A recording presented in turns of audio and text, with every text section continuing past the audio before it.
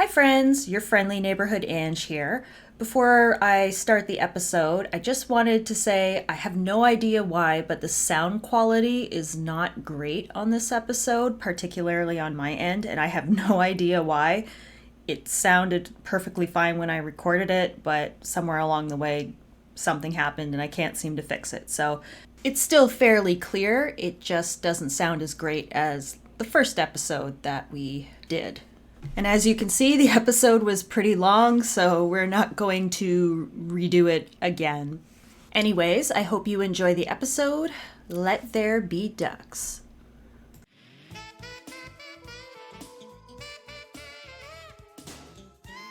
Welcome to Sleepless in st.canard, where nostalgia replaces REM cycles. I'm Kitty. And I'm Anj. And we haven't slept in 30 years.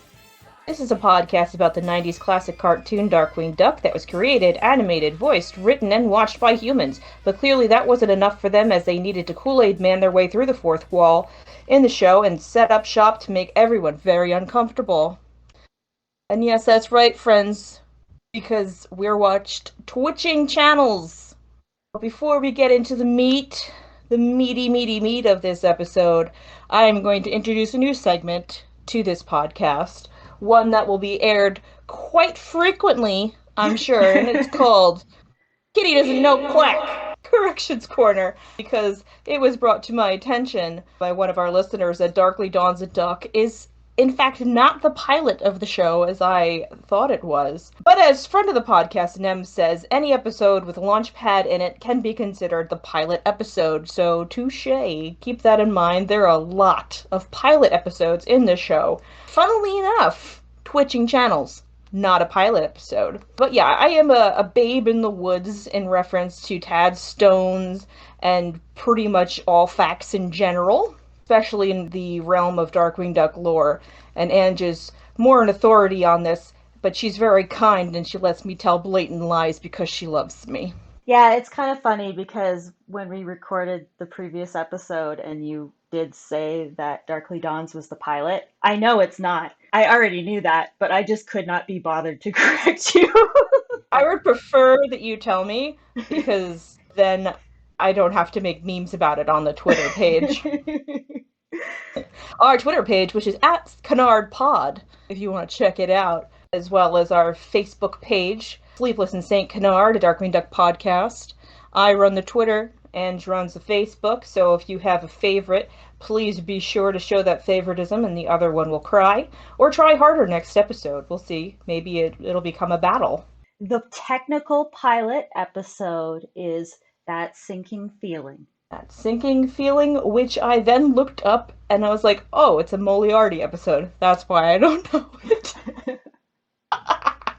I forget he as a character exists. I remember him on occasion, but I think it's interesting because I do think that plays in a bit to today's episode, or to twitching channels. Moriarty? Yes. I could tell by the confusion in your voice that you did not notice it. So once we get into the meat, the meaty, the triple-decker sandwich of this episode, I will enlighten you.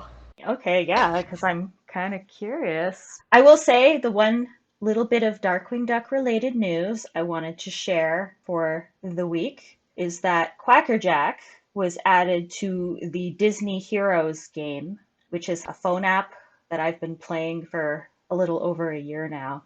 And they already have Megavolt and Darkwing, so the fact that they added Quackerjack was pretty exciting. He looks great, too. Yeah, he looks good, and I was watching a review by somebody, and apparently he's incredibly overpowered at the moment, and they're demanding he be nerfed, which is amazing. Actually, that happened with Darkwing, too. There was a glitch where Darkwing was way more powerful than he should have been. I think he was breaking shields or something 100% of the time, and he wasn't supposed to, and it caused mass... Darkwing coded his own character for that game. Yes, and it was just mass chaos.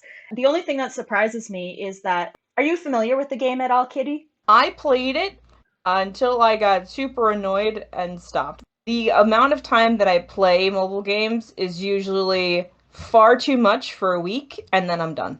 So I don't even know that I encountered Darkwing, let alone got him. Okay, well, you remember they have friendships, right? All the characters have at least friendships with two other characters. And I was Sure. surprised that Megavolt was not one of Quackerjack's friendships, or vice versa. So for Quackerjack, his friendships are with Slinky Dog and Lock, Shock, and Barrel from Nightmare Before Christmas. I could dig it. Yeah, because he's a toy. Probably has great conversations with Mr. Banana Brain. And who doesn't love Lock, Shock, and Barrel except for 90% of Halloween Town? Yes. I have a feeling that they're slowly going to bring in the entire Fearsome Five because it just kind of seems weird if they only put in Megavolt and Quackerjack at this point. So I wouldn't be surprised if they bring in Bushroot and Liquidator next. Negaduck You is know, probably going to be last because they like to torture me that way.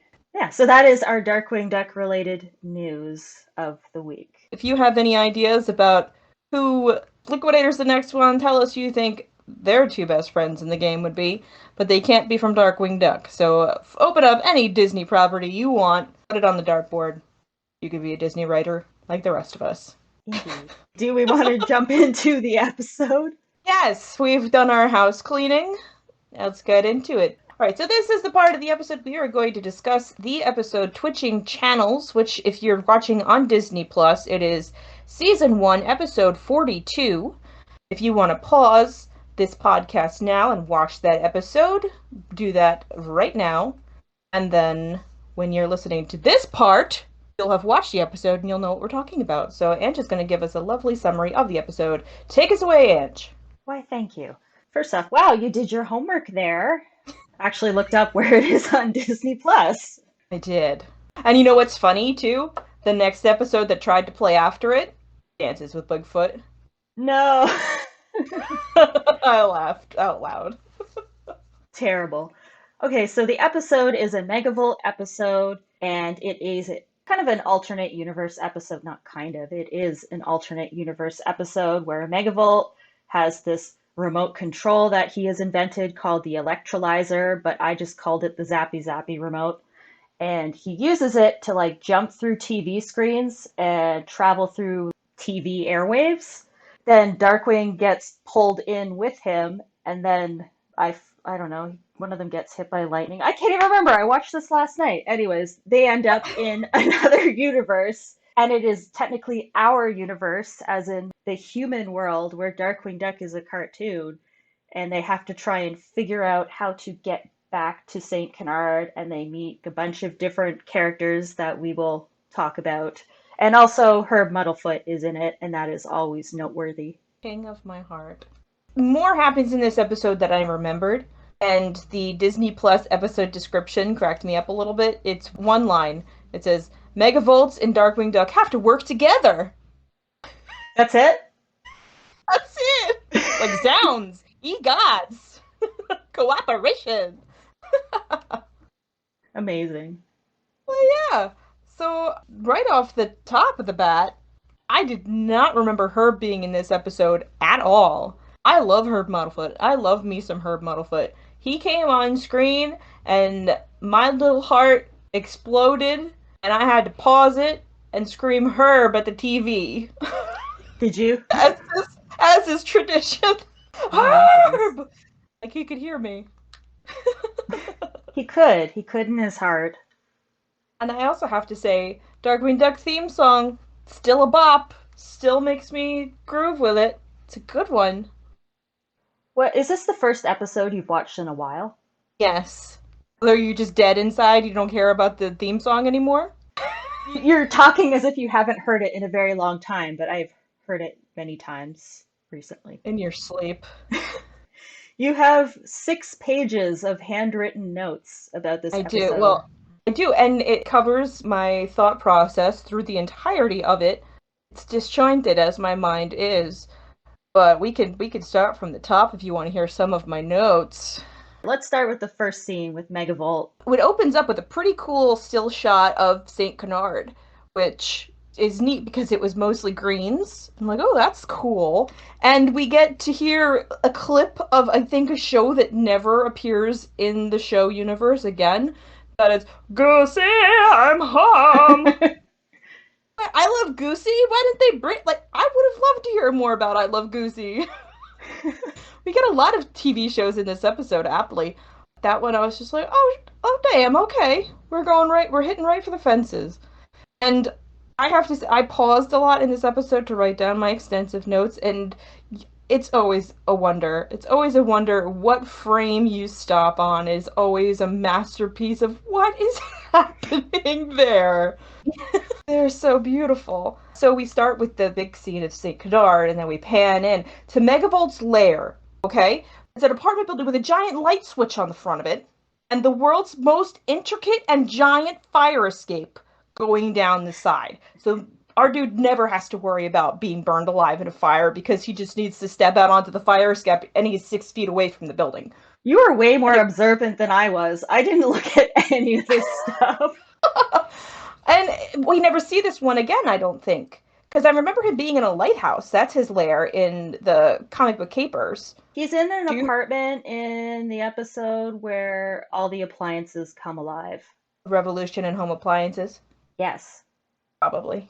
So, just, where could Megabolt be hiding? Oh gosh, I don't know. How about the building with the giant light switch on the outside? It also opens with, I think, one of the greatest Megavolt lines in the show, which is hard, because everything he says is gold. I love him so much. He's one of my favorite villains. He does the... They called me crazy. They called me insane. They called me loony. And boy, were they right. It's classic. So he's giving a very impassioned speech to the lamps with no lampshades and his TVs and his blender and everything.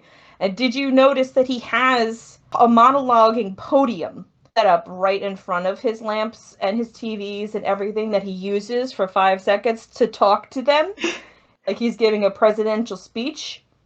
My very first note at the top of this page is just lights, clapping, ? Because yes, you hear clapping noises. Yes. And he really, really enjoyed plugging that electrolyzer in. That is my second note. I 100% do not recall Megavolt groaning with pleasure as he plugs himself in. It was just like, Oh. Okay. Should we be watching this? There's light bulbs present. And then it brings up a question for me. Does that plug on his chest connect to anything? Because he acts like it does. But in other episodes, it seems, the magic is inside him all along. Like, he's the source of his powers. But there's the battery on his back and the prongs on his head. So, is he just, like, the world's best prop comic? I'm just thinking about how gross that is when you think about it. If he's plugging himself in with the plug on his chest, is the metal going into his body? Right? That too! Because, they're like normal sized prongs and the thing on his chest isn't normal size. Like, does he have an outlet in his chest? Is it like a pacemaker? He does have to charge himself, because I do remember in the Negaduck episode, he's at the old haunt and he has a battery or something that he's hooked himself up to and he's charging himself. I guess he has electric powers, but he also has to charge himself regularly. Or maybe that's just his way of drinking, like the equivalent of having a drink. See, he's the world's ultimate prop comic. He would make a killing on Whose Line Is It Anyway? So there we go. We have a myriad of questions about Megavolt, and we haven't even gotten into the first 5 minutes of the episode. Yeah, so then he demonstrates his powers, he jumps into the wires, and then there's a whole bunch of little silly gags of him, going into the toaster and somehow coming out as toast, that old chestnut. But when he goes into the TV with the test pattern colors move apart like a swag curtain.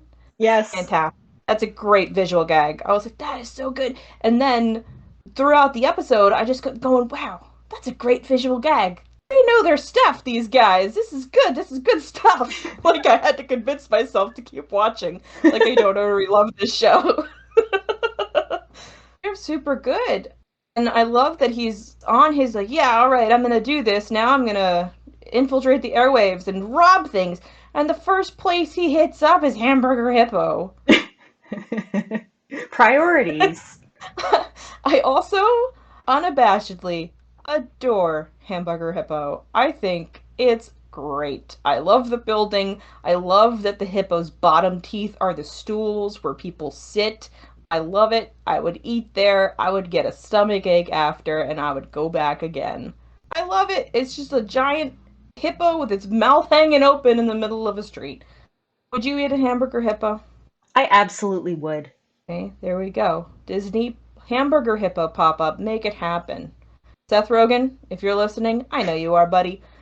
Hamburger hippo pop up for your eventual Darkwing Duck reboot. And I love that after Megavolt pops out of the TV and just helps himself to the money in the register, the poor, very confused man who was just trying to watch horror movies while no one was at Hamburger Hippo is just like, thanks, come again. Speaks volumes to the random St. Canardians. I think they're used to this kind of stuff at this point. It's just like, another one. Another villain doing its thing. He's like, well, I didn't get zapped, or I didn't get, turned into a plant and murdered by everyone's favorite serial killer, Bushroot. So that was sadly the end of our Hamburger Hippo. And then he goes to the TV salesman who has super shiny hair for some reason. And that's the next gag where he steals a whole bunch of TVs. But he could have gone anywhere. He could have gone to a bank. He could have gone to the Federal Reserve. He could have gone anywhere. I'm going to steal these TVs. Steal some money out of the Hamburger Hippo register. Because you know why? Don't ask why. It's fine. All right. What do you have next in your notes? Next in my notes is the point where I paused the show and screamed Herb at my television.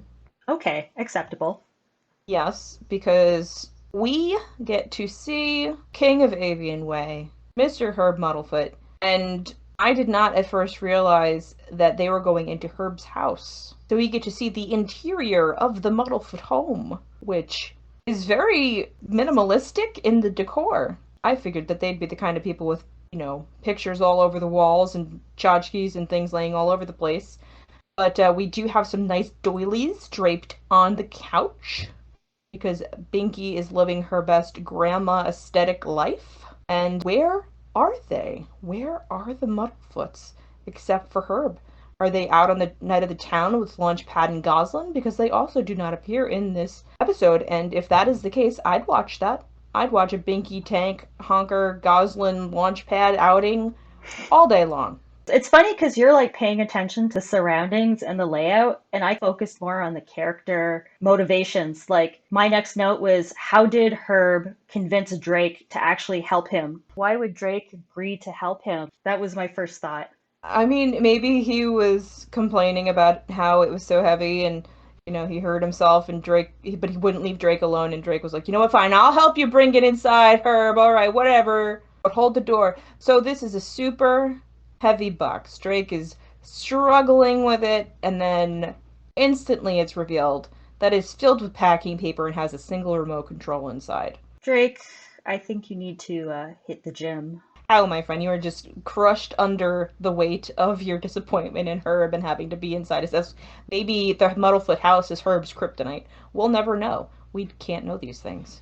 But Herb is absolutely ecstatic about this Turbo Technic remote control.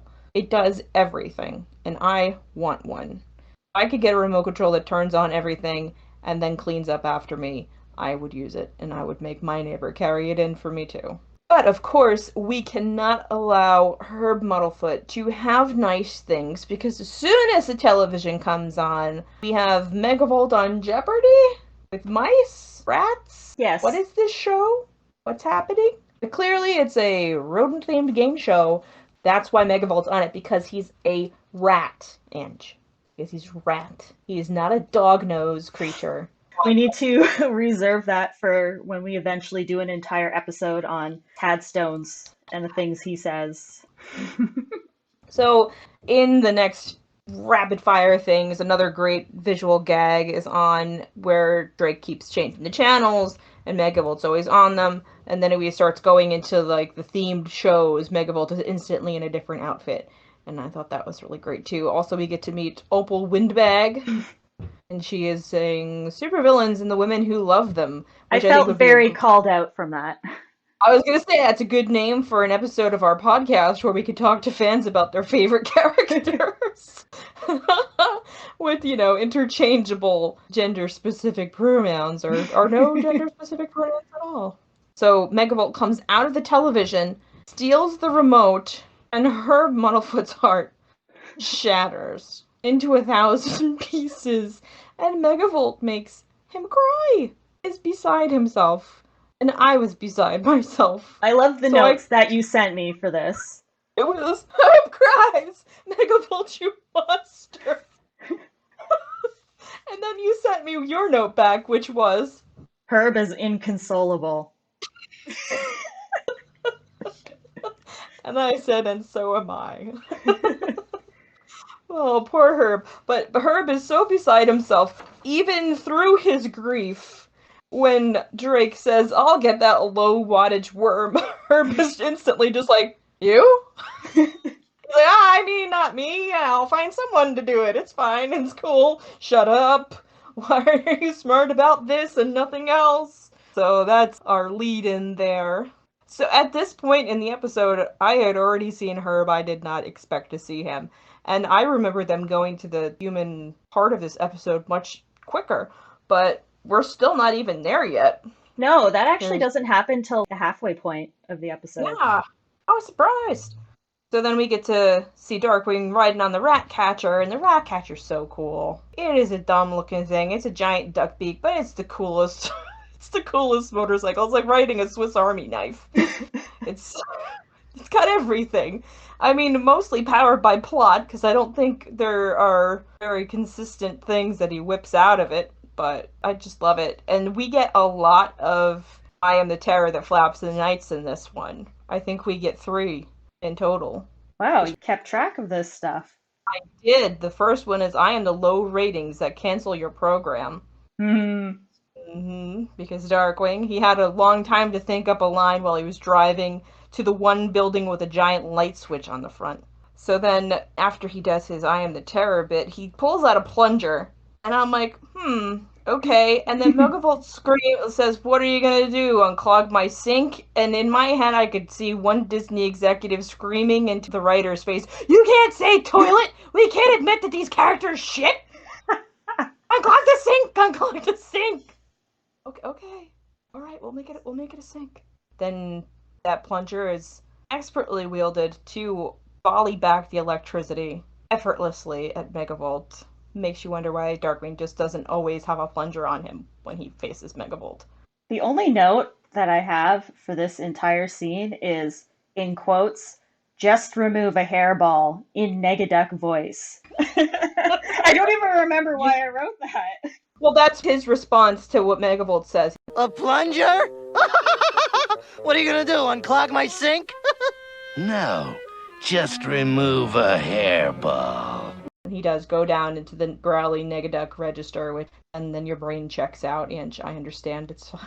I blacked out after that because I don't really mention anything for a little while related to anything else. So while the Anj was buffering, that's when they go flying into the TV set, and then we switch back over to Herb Muddlefoot, the innovative angel of the suburbs. He changes those channels with his unflipped flop feet, making the best of his life without his new fancy remote control. And then we switch over to a soap opera called The Old and the Worthless, which, oof. The main actress on that show could be a dead ringer for Binky, except she has a bill. So is she living a double life? Does she have like a prosthetic bill? And this is like her, where is your wife? Where is she? I'm worried about her. So that's the first show that we're on. And then the channel changes to the science thing, the science show.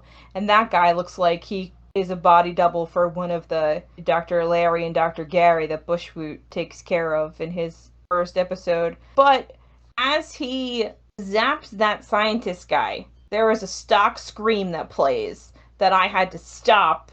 And I did it had too! to do some research because it's not the Wilhelm scream. Can I do this part? I also researched it too. Oh yeah, do it! And I was like, that's not the Wilhelm scream. What is it? So go ahead, tell the story. I'm excited. We both did this. Okay. So just like you, I heard that part with the scream, and I said, that's not the Wilhelm scream. So I paused it.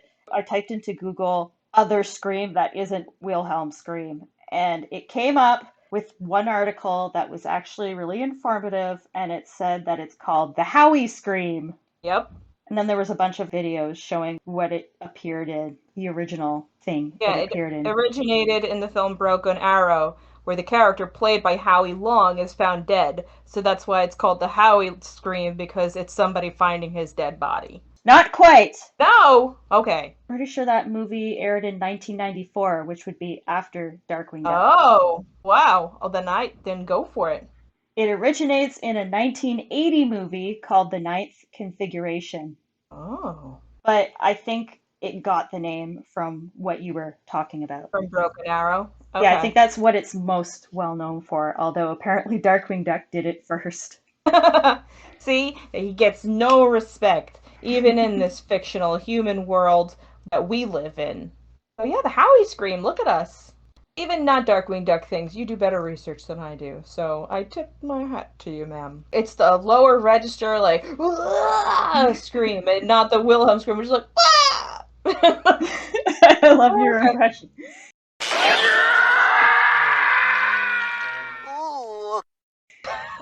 It's also, do you remember Real Monsters? Oh, yes! It's at the end of the theme, now that you say that, right? Yeah. And then Crumb giggles. Which, yeah, that was a good show. But anyway, we're talking about Darkwing Duck right now. We'll start our Real Monsters podcast next week. So the machine that's in that Science Guy show, Megavolts is like, oh, I used to have one of these things, and in typical Disney fashion, it has like a bike horn on it for some reason. But what is it? Like, he only says, oh, I used to have one of these things, but then it's able to blast them into another universe? Is that a cape in disguise? He called it an atom splitter, didn't he? I don't remember what he called it. That's the one thing I did not feel like going back and getting the notes on, so I believe you if that's what he called it. Because all I wrote was Megavolt. Why did you have an atom splitter as a kid? Didn't you? Maybe it's an American thing. Through this Deus Ex Machina, our characters are blasted into and out of another TV set into the human world. But of course they materialize in a mall, and Megavolt's immediate reaction to seeing humans is to scream and run away, which... Fair. Same. It's a very appropriate response, and Darkwing's response is to scream monsters and try to run away, and then he calls them hideous beakless mutants. And you know what? Fair. It's very fair. Very fate. Then, of course, we meet Darkwing's little teeny bopper fan club. Wow, check it out! Is that the biggest duck you've ever seen, or what? Do you think it's real? Well, of course I'm real. Hey, it's Darkwing Duck! Wow! You know me? With a child and a mullet doing a Gaston Closet cosplay, it seems like, which they have abnormally huge feet, which I stared at for quite a while. And then mullet child Gaston asks a very poignant question that says, what's the deal with Launchpad? And wouldn't we all like to know? It's true. I also noted that Darkwing is shorter than a human child. Yeah, he is shorter than everybody in this episode. So except for that one guy that we'll talk about. We'll get to him in a moment. Yes, we'll get to him. So, and these kids ask the good questions, though, because then the little girl is like, what's your job? How do you pay your bills? Please, answer them, Drake. And he's just like, what? I don't... And then, of course, you know, the theme song comes on again. But in the course of that theme song, so this is where Moriarty comes in. In the course of that theme song, as they're watching it, and Darkwing's like, I'm a cartoon, oh ho ho ho, so funny. There is a clip in the theme song that's not in the actual theme song that is Dark and Launchpad facing off with Moriarty. Oh yes, I do remember that. I was too busy though. I just wrote a bunch of notes insulting the clothing that the children were wearing. Fashion critic here. So I think that, in my mind, I feel like this episode, if they had the budget to do it, I feel like it would have been funner if, when they came to, like, the human world, that it was live action, and him and Megavolt were, like, puppets or something. Or, like, Howard the Duck style. Oh, my God. Oh, please not like Howard the Duck style. But you know what, Seth Rogen? These are free notes for you. We know this is what you're going to do for the pilot episode, even though Launchpad is barely in it. So you're welcome to have these, Seth, friend of the podcast. So yeah, now we have reached Angie's Fashion Corner. Please tell us about Mullet Child Gaston and his friends. Well, I'm glad you pointed out the mullet because that was the first thing that I wrote, specifically Mhm. that it offends me on a personal level. But I was also noting that I don't know of any child in the 90s who wears pearl necklaces with striped stockings. It's very accessorized. I stuck this into the 90s references, didn't I? Like the outdated references category. And Yes. this is why, because I don't even think these were things in the 90s unless this is specific to the US and I'm not aware. And then, like you said, Mullet Kid. He was wearing a surprisingly like sophisticated outfit for a kid. He had, what was it? It was like a little, like a sweater vest. It was like a sleeveless tunic with a belt on, and but he had a shirt on underneath it, and then he was wearing shorts that went to his knees. So he was doing his closet cosplay Gaston as best he could. Amazing. And then I also noted that Darkwing was not at all concerned when they asked about Goslin. They asked, like, where's Goslin? And they ask about Launchpad, and he's just like, oh, and he gets interrupted before he answers, but he's not surprised. It's only when they ask about Drake Mallard that he's suddenly concerned. He should know that most people don't know Goslin's association with him, so I'm surprised he didn't respond to that. Well, it was a 1-2 punch. She's like, when you're Drake Mallard, what do you do for money? And you're like, what are you, a cop? Tax evasion. Come on. What do you do? Pearl necklace child? He's very myopic. He thinks about himself, our dear Darkwing Duck. And then, these kids who were praising him 1 second instantly trample him figuratively and literally in the next moment. Do you have any more fashion thoughts for us, or? This was the point of the episode where I wondered if this was a bit of a call out to the fans. I have a feeling that these are questions that Tad and other writers probably get all the time, or at the time that this show was airing. It just felt like they were not mocking or making fun of fans, but it felt like they were making a meta commentary. It was very much a ho ho ho. Look, these kids are like you. Now buy our merchandising. Let's go over to the Darkwing Duck store, or you can get a board game, which they did have a board game. You can get a shirt. They still have shirts. You can get anything you want. And he, of course, is like, oh my God, this is great, until he realizes he's not getting a cut of the profits. But the next thing that I could not wait, dear listeners, I am very sorry. I could not wait to share this thing with Anj. I was like, I need to send you, because it is a visual thing that happens in the episode.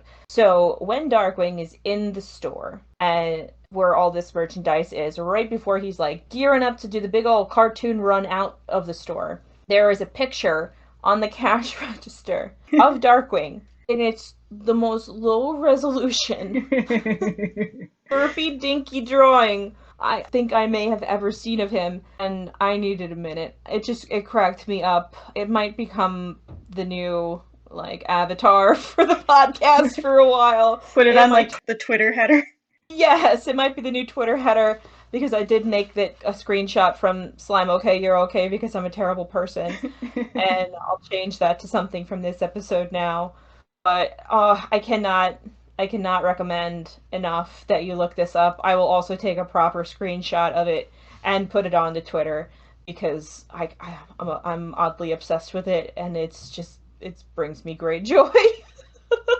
I wish there was a Darkwing Duck store. I rewound and I was looking to see if they showed the storefront to imply if it was actually a Darkwing Duck store or just a toy store, and they didn't really show a clear shot. He goes from standing outside where they're watching the TVs, and suddenly he just walks off screen and he's in the store. It's like a really weird transition, so we'll never know for sure, but I want to believe in my heart that there is an entire store dedicated to him.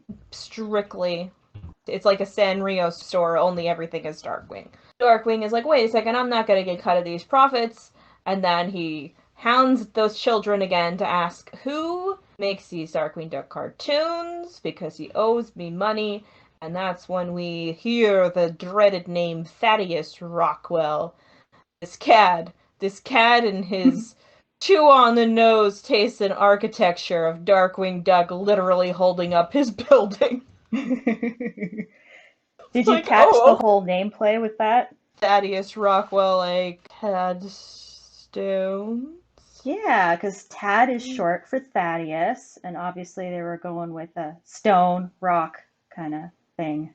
He goes inside the animation studio. Animators are making the magic, but then there's 3 who I'm sure are people who worked on the show. Okay, first off, he goes into the studio and you can see all the animators at their desks. And I noticed that they were flipping their papers, which is what you do when you're animating traditionally. And I had horrible flashbacks to animation school because that was just me for 3 years sitting at one of those desks and just flipping endlessly, pulling all-nighters. So I felt for these fictional animators. And you were correct. So the 3 men that he approaches, I was like, okay, these designs look a little too realistic and specific to just be random. So I was like, well, I could probably look into this, but I'm also lazy. But you know who probably does already know this and has probably researched this and has probably talked about it? The St. Canard Files. Oh, see, they do our homework for us. So I went on over to the St. Canard Files and I looked up Twitching channels because they had already done an episode for it. And sure enough, Mike had gone into great detail about how when he wrote an episode review for this, he went to Tad and he asked him who these characters were. And they are as follows. So one of them is the animation director, Robert Zamboni, and the other is the producer, Alan Saslov. He said he wasn't sure who the third guy was. It could be Toby Shelton. And also the secretary that Darkwing approaches is directly based on Tad's secretary at the time.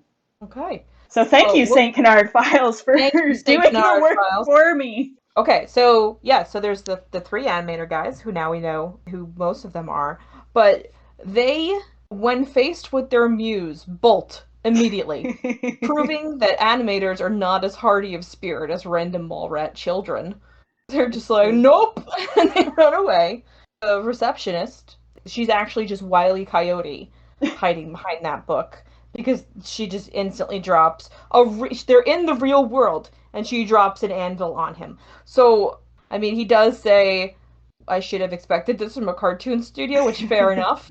But I was just like, okay. And then, of course, she's immediately thwarted by her own rolling chair. He just pushes her down the aisle, and that's good enough. And then we move on to Darkwing peering through a crack in the door and watching the sins of corporate America of Thaddeus and LeFou. Is that you? Mullet Gaston is at the mall. You should go find him. But no, this is Crosby. It's totally not LeFou, even though I'll be calling him LeFou for the rest of this episode. So he's like pitching him Apes of Wrath, I think, and he's like, I don't know, you're the writer, figure it out. Which we find out eventually that Thaddeus has a helmet that he just listens to all of Darkwing's adventures on. So if he knows how all of Apes of Wrath goes, why is he just gonna be like, I don't know, you figure it out? Maybe he just gets the gist of it, and then he gets the writer to do all the writing. Could be. And then Thaddeus knocks a golf ball into LeFou's mouth, and it never comes out. And the only note I put here is Disney corporate putting their balls in their writers' mouths.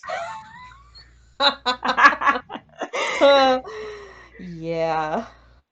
So I guess that's just behind closed doors at the Disney offices. Crosby is actually also based on a real person. Kevin Hops. His middle name is Crosby, and he is the story editor of this episode. Ah, I wonder how he felt about that. He may have written it himself. He may have. So I guess he did stay on after this, I should hope. Either that or he moved on to Rescue Rangers. Didn't Rescue Rangers come before because it was 1989? I don't know, Anj. You're the one that knows all the things. But then this prompts us to get to our I Am the Terror that Flaps of the Night #2, which is I'm the auditor that wants to check your books. And then he starts demanding money. And then that leads me to my next talking point of Darkwing is fixated on getting money for the profits that they're making off his name, which, fair enough. But he also wants to go back to St. Canard. Is he under the assumption that the money from the human world will be real currency in his own world? Or does he just want to go buy a whole bunch of his own merchandise and bring it back? They kind of answer that a little bit at the end, sort of. Do they? Not really with the money-related thing, but the merchandise-related part. Do you want to tell me now? Because I'm curious. He whips out... Oh, right, he has the action figure. Which he didn't buy. Did he shoplift? You know what? He took it from the kid. Ah. He took it when the kid's like, oh, Thaddeus Rockwell, everybody knows he makes Darkwing Duck. He had it, and I really thought that he was going to, like, squeeze it and its head was going to pop off, but he kept it. I guess he just pocketed it. He stole from a child. The hero of St. Canard. My favorite Darkwing Duck line in this entire episode pops up at this point. Now, wait a minute. Any profit belongs to me. I created you. Oh, that's certainly gonna surprise the heck out of Mom and Dad. Yes, and that's interesting, too. I have that in my notes, because he says it in the present tense. Well, that's sure going to surprise the heck out of Mom and Dad. Darkwing, are your parents alive? It's interesting how most people just assume they're dead. Yeah. So that was a big question mark for me, too. I'm like, okay, all right. We'll never know an answer to it, but all right. And then we have Thaddeus's weird little, flashback of how he got the helmet. And it's at this point in the episode that I realized that Thaddeus visually is essentially a human launch pad. You think? He's got the same build, and he's got the same, like, whoosh of hair, and he's got a massive chin. Like, I thought he was more like Comic Guy in design. Comic Guy was more muscles, as I recall him. I don't recall much Comic Guy, because I think I've only watched his episodes once in my life. You've blocked him out of your memory. No, I do recall his laugh. I do recall that he is terminally dumb. I think it was the hair for me that I was like, he could be a passable human launch pad. Anyway, I don't know. I don't know. Random observation. Interesting. I had. So he tells Darkwing this whole, I got this helmet from a cereal box, and Crosby is just like, oh, well, he must have tuned into your world like a radio. How do you know that? He could only hear Darkwing. He couldn't see him. So how the heck was the cartoon so accurate, although Darkwing claims they draw his beak too big? But otherwise, everything is precise. Like, was he listening in complete intimate detail to Darkwing's every moment in order to really dig up all that information? I know, I have that down too. I was like, he nailed every visual part of the Duckverse, and all he had was his ears and his imagination. So, I don't know. For a show about a talking duck, this is pushing it, I think, for the reality. This is where we draw the line. This is it! I suspend my disbelief no longer! Yeah, so then he starts smoozing Darkwing, and apparently there's several Darkwing Duck albums that already exist because he flashes those like Darkwing can make more, and I can't help but wonder what's on those CDs. And then he's like, oh, we'll get you a nice house in the country with a nice pond to splash around in. Oh, screw off, dude. And then Darkwing, of course, puts him right in his place, like, why don't I just live in the park? Yes, and he was, of course, like, wow, that'll save on overhead because he's a jerk. I love Salty Darkwing. Salty Darkwing is fantastic. Like, yes, of course, we all love Darkwing as a good dad, but just when he gets to crank that jerk dial all the way up, it's just so good. And Jim is so good. When he's mocking the other characters or when he's just being sarcastic, it is so funny. He does it so well, and even when he's Herb, just like I hear Herb's voice and I smile. He's just so different. It's so different from Darkwing's voice that if you didn't know, like, you wouldn't know that it was the same guy doing both. He's great, and there's a bit that comes up that I love no matter what it is, and it's after, the segment where he meets up with Megaville, then they turn into a Broadway production where he has to pretend like he's a bad actor. It's Jim Cummings, who's been acting for multiple characters in this episode, just being like, St. Canard. Like, it gets me every time. Like, it's just so funny. I love when that happens. St. Canard. Only I can... St. Canard. Only I can... I'm never going to get this right. Who writes for this show anyway? They're going out of their way to make me look stupid. And then, the book-face receptionist comes back in because that Roadrunner has put her through a lot more than what she just went through rolling down the aisle. And we are alerted to Megavolt apparently just ran out of the mall and found himself a tower to climb. That's where he is. The news reporter's like, from that extremely popular cartoon series, Darkwing Duck. Yes.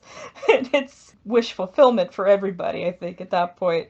And then Megavolt, of course, is screaming about, eat sparks, you weird-nosed freaks. And then they always draw his nose wrong, too. And they get to bond over that a little bit. And he begs Darkwing to take him home, kissing his feet. And this is kind of like, oh, okay, alright.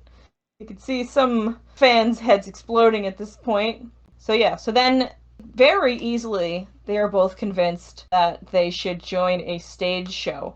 And then my question is, how much time has elapsed from them being on the tower for them to have made a giant Darkwing marquee to put on this theater, build St. Canard and Darkwing Tower, and write a stage show, but they did not have any time to rehearse it?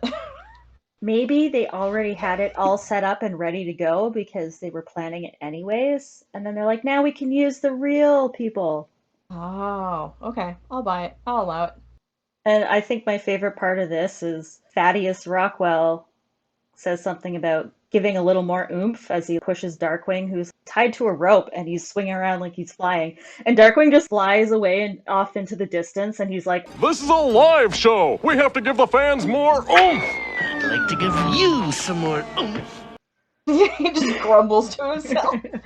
Yes, he's just so disgusted by all of it. Then, of course, everybody goes crazy when they see our hero Darkwing, and then, of course, he hams it up, and Megavolt is just sitting on the stage like a kicked puppy, and he's just like, man, I don't want to do this. He's outing, and it cracked me up. And then, of course, everything falls to pieces, quite literally, and I have to say, I am shocked, absolutely shocked, that there was not a single bringing down the house pun. I was waiting for it. It didn't happen. But somehow the head trauma of an entire set falling on Darkwing made him remember that Thaddeus had the helmet. And then that's their way to get back home, because they can tune into the frequency of their dimension and zap themselves back home. Megavolt gets to put on the helmet, and it looks pretty cute on him, even though he's just got jumper cables strapped to the sides of his head. And he's immediately like, I can't wait to go back to robbing banks. And I'm like, oh, you mean robbing hamburger hippos? Megavolt? You can just steal the buns and run. Of course, there's an ultimate betrayal.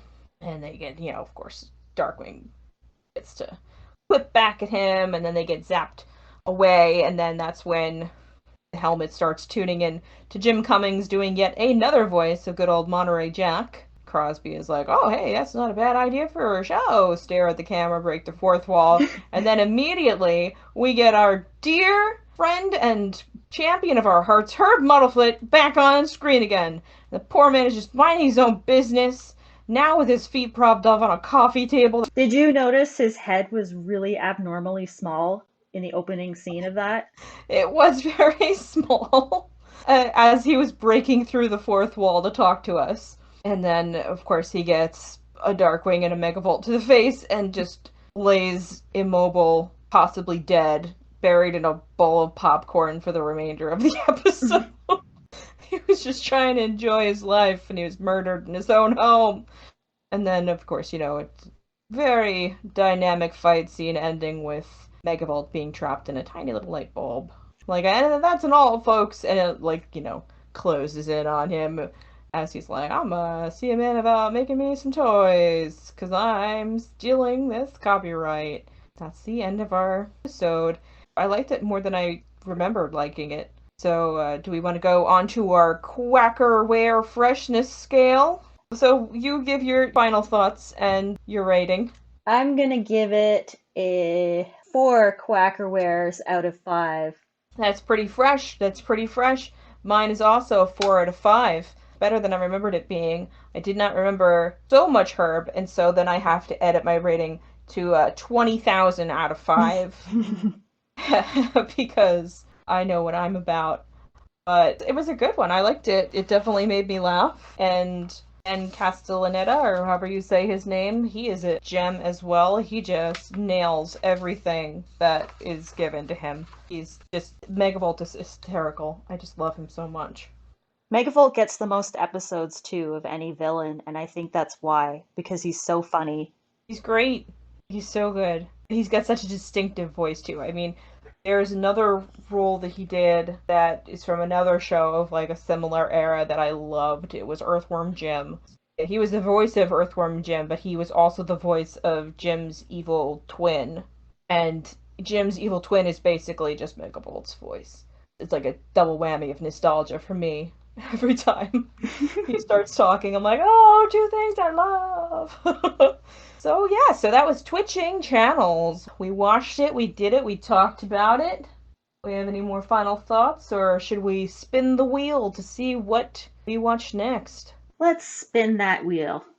Let's spin that wheel. Oh, also, I wanted to say that we both had slotted Twitching Channels into different classifications. Mm-hmm. I had put it under alternate universe, and you had put it under outdated pop culture reference. So I'm going to make a poll on Twitter so that our listeners can vote for themselves which one they think that it fits better into.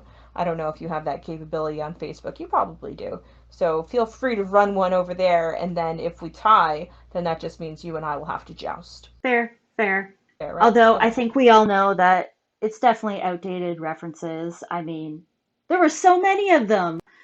Well, I think it's pretty obvious that it's an alternate universe episode because they go to an alternate universe. So this is why we need to have everyone else fight our battles for us so that we can remain in a happy, healthy marriage. Okay, so we are going to spin that wheel to see what the next episode we will be watching is. Are you spinning it? It's frozen. Hold on. Let me reload this, I guess. Okay. Alright. Click it. Spinning. It's spinning. And... we have a winner. It's Slime Okay, You're Okay. Are you telling the truth here, or are you just saying that so that I'm forced to... It literally says Slime Okay. Okay, I'll share my screen. So it is indeed Slime Okay, You're Okay. Fantastic. You challenged me on that. You're like, no, God. So I'm sorry, Anj, but we have to do it. Unless you want me to spin it again, this could have never happened. I don't think we can break the rules like that. We gotta remain steadfast. Our integrity remains unslimed. Okay, so next week we will be discussing the masterpiece of an episode near and dear to Anj's heart, Slime Okay, You're Okay. I think we got a lot of her notes on it in our first episode, but we will just have to sit here and listen to her scream for the next one, which is fine. This is what we signed up for. Yeah, that's it. We got any closing thoughts? Any other things you want to drop the email address in here again in case anybody has a question or something for us? Sure, send us your questions and comments and deepest thoughts and feelings and whatnot at sleepless.st.canard@gmail.com. St. Canard is st.canard.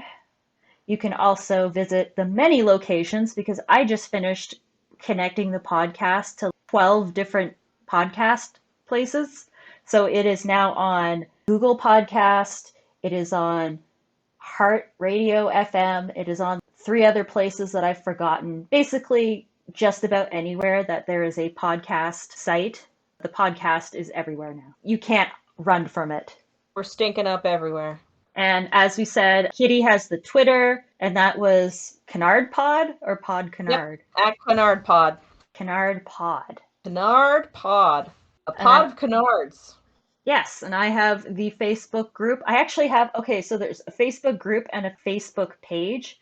And I don't really understand the difference between pages and groups, to be completely honest. I think pages are for businesses to post information and groups are for people to join and discuss. I don't know, but there's both. There is Sleepless in St. Canard Facebook group and there is a page. And I will also carve it into the Rosetta Stone so you guys can get it that way. But this is all pending. I just need to make some calls, get on some airplanes, call my pilot episode and see what happens. I think that's it for us, guys. If you do hear crying or feel a disturbance in the force in between this podcast and the next one, it's just Angie's soul dying as she listens and watches. I'm okay, you're okay. So keep her in your thoughts, keep her in her mind. And remember that crime never sleeps, and neither do we. Goodbye, guys. Thanks for listening. Bye-bye.